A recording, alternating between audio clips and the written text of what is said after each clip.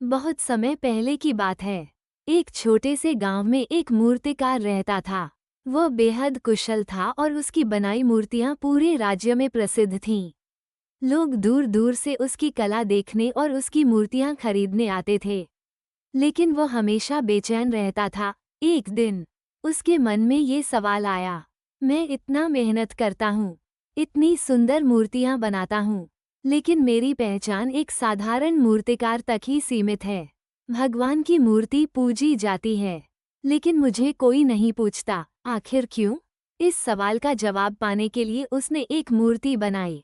वह मूर्ति बेहद खूबसूरत थी, मानो भगवान स्वयं उसमें बस गए हों। उसने वो मूर्ति गांव के मंदिर में रख दी। गांव वालों ने उस मूर्ति को देखकर उसकी सराहना की और उसे भगवान मानकर पूजने लगे। मूर्तिकार ने सोचा, अब लोग मेरी मेहनत की कद्र करेंगे। लेकिन कुछ समय बाद उसने देखा कि लोग केवल मूर्ति को पूजते हैं, उसके बारे में कोई बात नहीं करता। ये देखकर वो दुखी हो गया। उसने सोचा, ये कैसी विडंबना है। मैंने इस मूर्ति को बनाया, पर लोग मुझे भूल गए। तभी उसे एक साधु मिला। मूर्तिकार ने साधु से अपना दुख साझा किया। साधु मुस्कुराए और बोले, तुम्हारे हाथों में अद्भुत कला है। तुमने एक पत्थर को भगवान बना दिया। लेकिन क्या तुम्हें ये पता है कि सच्चा सुख केवल सम्मान से नहीं, अपने कर्मों से आता है? मूर्तिकार ने पूछा, क्या मेरा कर्म पर्याप्त नहीं है?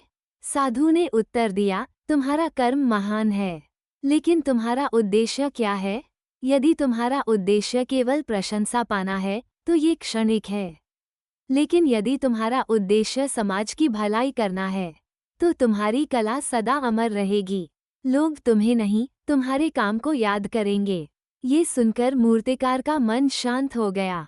उसने निर्णय लिया कि अब वो अपनी कला से समाज की सेवा करेगा। उसने गरीबों के लिए पानी के कुएं की मूर्तियां बनाईं, बच्चों के लिए खेल के स्थान बनाए और गांव में सुंदरता और स्वच्छता फैलाने के लिए काम किया। धीरे धीरे लोग उसे पहचानने लगे। अब वो केवल एक मूर्तिकार नहीं, बल्कि गांव का प्रेरणा स्रोत बन गया। उसने समझ लिया कि सच्चा सम्मान अपने काम के प्रति सच्चाई और समाज के प्रति सेवा भाव से मिलता है। सीख, हमारे कर्म ही हमारी पहचान है। प्रशंसा क्षणिक है, लेकिन सच्चा सुख और सम्मान दूसरों के जीवन में सकारात्मक बदलाव लाने से आता है।